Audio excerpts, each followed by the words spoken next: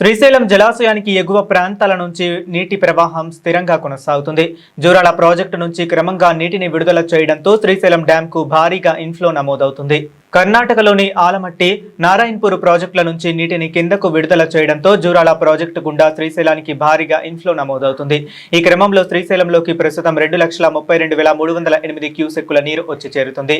ఎగువ నుంచి వచ్చే వరద పరిస్థితిని ఎప్పటికప్పుడు సమీక్షిస్తున్న జలవనరుల శాఖ అధికారులు డ్యాం దిగువకు 66,460 క్యూసెక్కుల నీటిని అవుట్ఫ్లో రూపంలో విడుదల చేస్తున్నారు.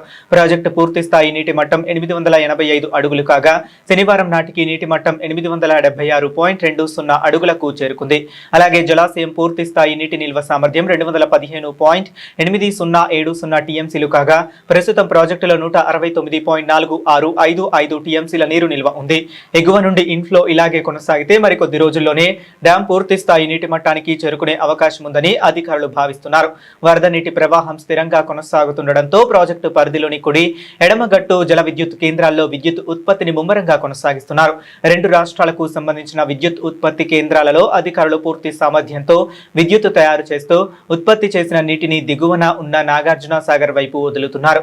కృష్ణా పరివాహక ప్రాంత ప్రజలకు, దిగువ ప్రాంతాల నివాసితులకు అధికారులు అప్రమత్తం చేశారు. నదీ పరివాహక ప్రాంత ప్రజలు నదిలోకి దిగవద్దని, సురక్షిత ప్రాంతాల్లో ఉండాలని హెచ్చరికలు జారీ చేశారు. శ్రీశైలం ప్రాజెక్టు వద్ద ప్రస్తుత పరిస్థితులను అటు ఆంధ్రప్రదేశ్, ఇటు తెలంగాణ నీటిపారుదల శాఖ అధికారులు నిరంతరం పర్యవేక్షిస్తున్నారు.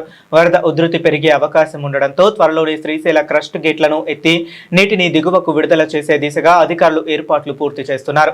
వరద నీరు భారీగా వచ్చి చేరడంతో రైతాంగంలో ఆనందోత్సాహాలు వ్యక్తమవుతున్నాయి.